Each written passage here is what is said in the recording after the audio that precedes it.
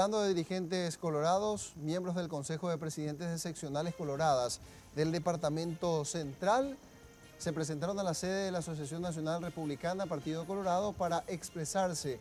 a favor de lo resuelto por el Comité Ejecutivo de la ANR de emitir un repudio generalizado a las conversaciones mantenidas por parlamentarios de la oposición a través de un grupo de WhatsApp.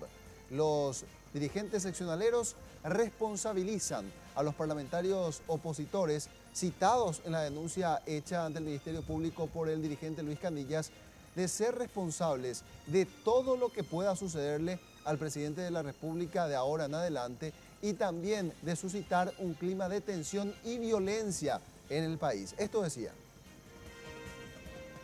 Pedimos la inmediata intervención de los organismos de investigación, seguridad, ya sea Fiscalía, Policía Nacional, para esclarecer los hechos y prevenir cualquier hecho de violencia y sobre todas las cosas caer con todo el peso de la ley contra los instigadores, cómplices y encubridores de esta conspiración contra el orden democrático del Paraguay. Solicitamos a las autoridades partidarias, Junta de Gobierno, Tribunal de Conducta, que los senadores colorados que han participado de las conversaciones con la oposición conspirando contra un gobierno colorado sean puestos a disposición del Tribunal de Conducta y previo proceso de estar confirmado su participación sean expulsados del Partido Colorado.